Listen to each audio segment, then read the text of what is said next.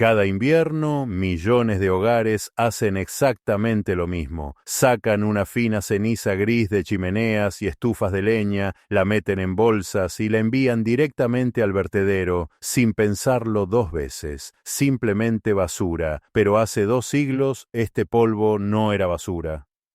Era riqueza. Se registraba en libros de cuentas, se comerciaba en barriles. En algunas regiones incluso se aceptaba como pago de impuestos. Hoy lo tiramos, mientras importamos exactamente los mismos minerales desde miles de kilómetros de distancia. Aquí viene la parte que suena imposible. En las condiciones adecuadas, este único residuo ha demostrado cuadruplicar las cosechas, no un pequeño porcentaje, por veces, sin fertilizantes sintéticos, sin productos químicos, sin insumos complejos. Suena a mito hasta que ves los números. Entonces, ¿por qué desapareció? ¿Por qué algo que una vez estuvo protegido por la primera patente de la historia de Estados Unidos terminó enterrado en vertederos? ¿Y quién se beneficia cuando tú nunca llegas a saber esto? Hoy, la agricultura es más cara y más frágil que nunca. El precio de los fertilizantes sube año tras año. Las cadenas de suministro se extienden a través de continentes y muchos suelos están perdiendo silenciosamente su capacidad de producir alimentos, incluso cuando las plantas se ven verdes y aparentemente sanas. Agricultores y jardineros responden de la misma forma en que el sistema les ha enseñado: añadir más insumos, comprar productos más fuertes, aplicar más soluciones que vienen en sacos. Pero, ¿y si el verdadero problema no fuera lo que nos falta, sino lo que olvidamos? ¿Y si una señal mineral clave, que antes estaba presente en casi todos los hogares, fue eliminada no porque dejara de funcionar, sino porque ya no encajaba en el sistema moderno? En los próximos 10 minutos vamos a descubrir cómo este material olvidado impulsó economías agrícolas enteras, cómo actúa a nivel biológico, por qué desapareció del uso cotidiano y qué revela su desaparición sobre la manera en que definimos el valor, el desperdicio y el progreso en la agricultura moderna. Este no es un video instructivo, es una investigación. La historia comienza a finales del siglo XVIII, en un país joven que luchaba por alimentarse. Las granjas eran pequeñas, los fertilizantes no existían como producto, y cada recurso tenía que ser local. La madera estaba en todas partes, calentaba los hogares, cocinaba los alimentos, despejaba tierras, y cada fuego dejaba atrás el mismo residuo gris, ceniza.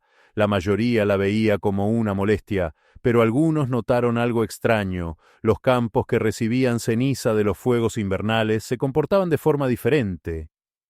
Las cosechas ganaban peso. El cuajado de frutos mejoraba.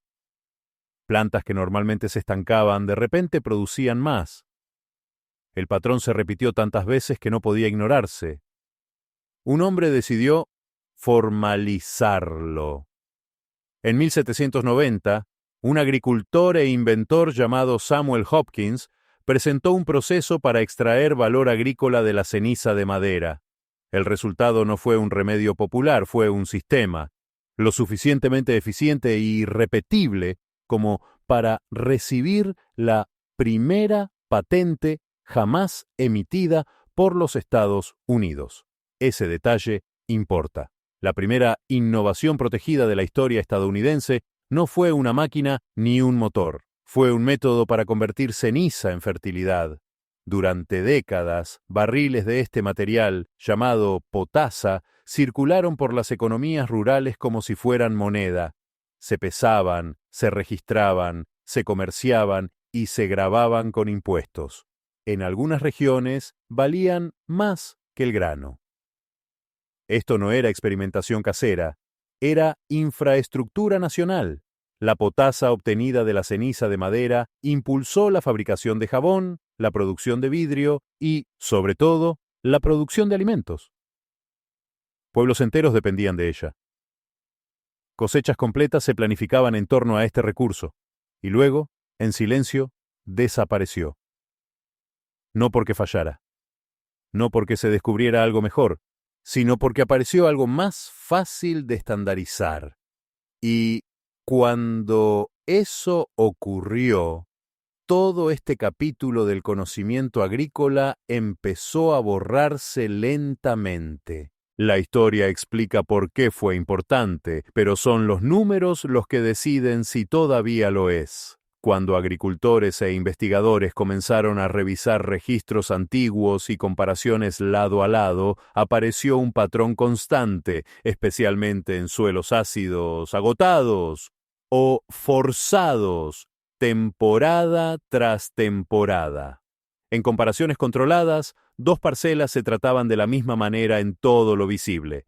El mismo cultivo, la misma fecha de siembra, la misma agua, el mismo sol. La única diferencia era la presencia de esta fuente mineral olvidada.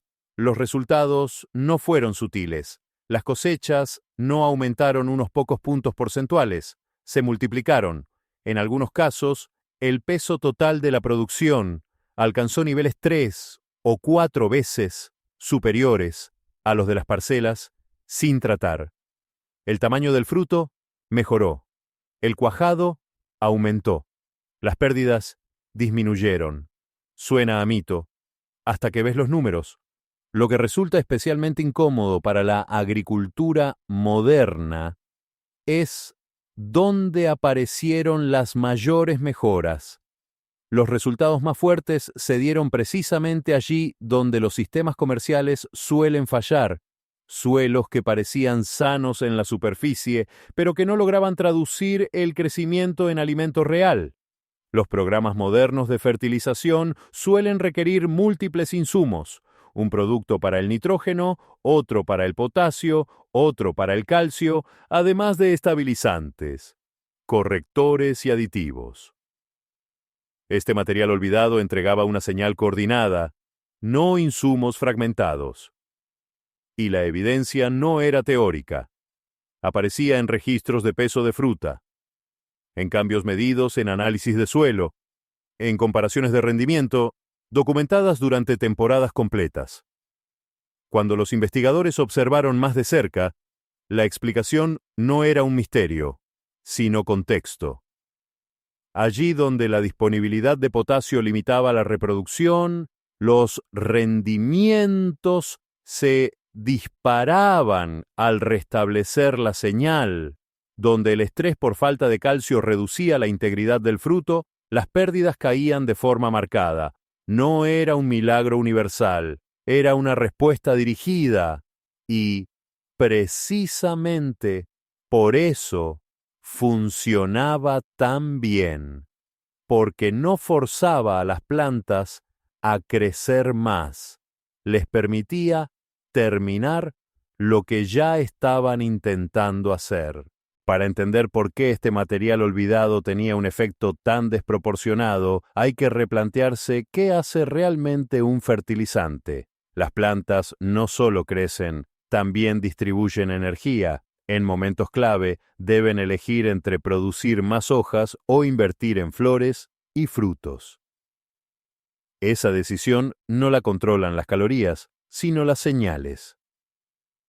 Una de las señales más importantes es el potasio. El potasio no construye tejido como el nitrógeno, regula el movimiento del agua, de los azúcares y de la energía dentro de la planta. Cuando el potasio es limitado, las plantas pueden verse sanas, pero fracasar al convertir el crecimiento en rendimiento. Este material aportaba potasio junto con calcio, otro elemento crítico para la estabilidad estructural y la integridad del fruto. Juntos no empujaban a la planta más allá de sus límites, eliminaban restricciones. En muchos suelos agotados o ácidos, los nutrientes no faltan, están bloqueados. Pequeños cambios en la química del suelo pueden desbloquear rutas completas de absorción. Cuando eso ocurre, el rendimiento no aumenta de forma gradual. Salta. Por eso los resultados parecían exagerados.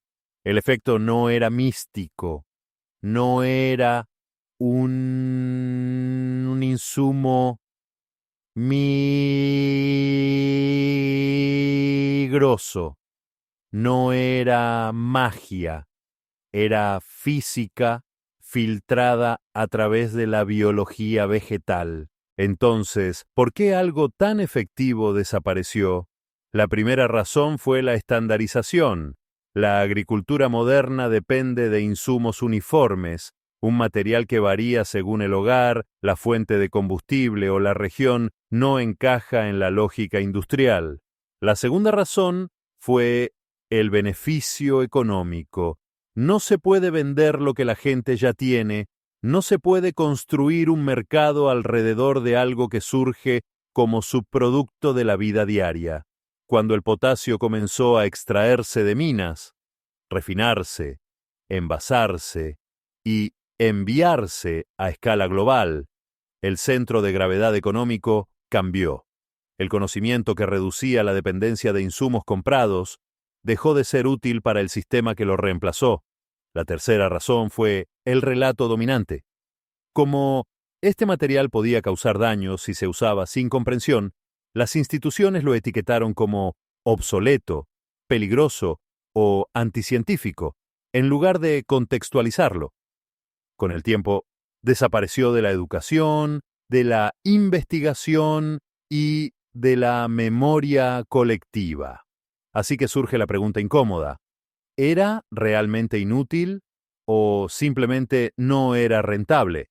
Porque cuando la agricultura pasó de ciclos locales a cadenas de suministro globales, todo aquello que no podía venderse a gran escala dejó de enseñarse. Este material olvidado nunca estuvo pensado para ser un fertilizante completo.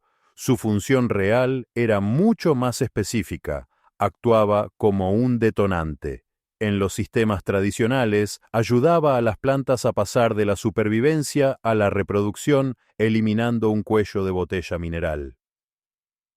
Por eso, sus efectos a menudo parecían extremos, no porque forzara el crecimiento, sino porque permitía a las plantas terminar lo que ya estaban intentando hacer.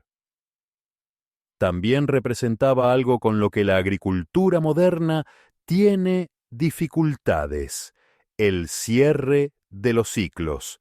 Antes de los insumos industriales, los nutrientes circulaban en bucles locales. Los árboles extraían minerales de capas profundas del suelo. La madera se quemaba para obtener calor. La ceniza devolvía esos minerales a los campos. El ciclo se mantenía intacto. Cuando ese bucle se rompió, los nutrientes comenzaron a fluir en una sola dirección, fuera de los ecosistemas y hacia los vertederos. Para reemplazarlos, los minerales tenían que ser extraídos, transportados y vendidos de nuevo. Este material se oponía directamente a ese modelo. No extracción, reintegración, y por eso era frágil. Un método que cuesta casi nada. No produce un producto propietario y no puede centralizarse. Depende de la cultura, no del comercio, y la cultura es fácil de borrar. Así que la verdadera superfunción no eran solo mayores cosechas. Era la prueba de que algunas de las tecnologías agrícolas más poderosas son relaciones que olvidamos cómo mantener. Cada vez que resurgen métodos olvidados, las reacciones rara vez son neutrales. En un caso documentado, un agricultor que revisaba antiguas enmiendas del suelo notó algo que al principio no tenía sentido. 2 parcelas contiguas, el mismo cultivo y la misma temporada, produjeron resultados radicalmente distintos. Una tuvo dificultades para completar la fructificación. La otra presentó racimos más pesados, una textura más firme y menores pérdidas. La diferencia no fue un producto nuevo ni una variedad distinta.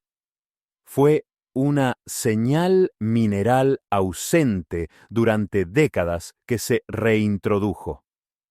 La reacción de los vecinos fue predecible. Algunos asumieron que había un truco oculto, otros lo atribuyeron a la casualidad. Unos pocos lo descartaron de inmediato como anecdótico, pero no todas las historias terminaron bien.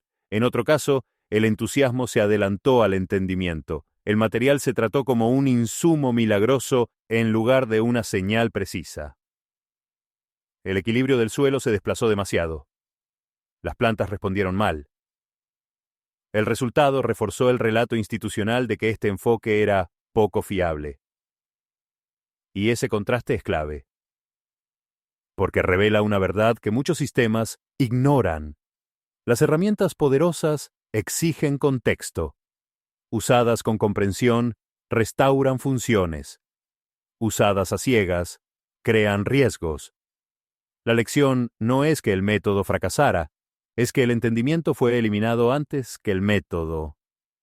Y cuando el entendimiento desaparece, incluso el conocimiento eficaz se vuelve peligroso, o al menos así se lo etiqueta. Esto no es un truco, no es un atajo, y no es un producto milagro esperando ser vendido, es un recordatorio de que el suelo recuerda lo que le damos y lo que le quitamos, un recordatorio de que algunos de los sistemas agrícolas más eficaces no se construyeron a base de insumos constantes, sino de ciclos que se cerraban de forma local y silenciosa.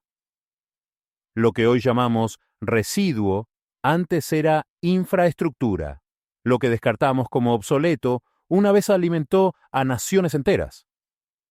Esto no era magia, era física y biología y pensamiento sistémico, mucho antes de que esas palabras se pusieran de moda. Así que la verdadera pregunta no es si este material olvidado todavía funciona.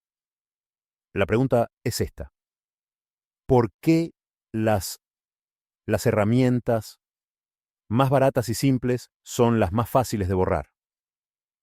¿Quién se beneficia cuando nunca aprendes esto? ¿Y qué más podría estar faltando?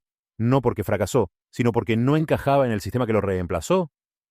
Si este conocimiento volviera a ser común, ¿qué cambiaría?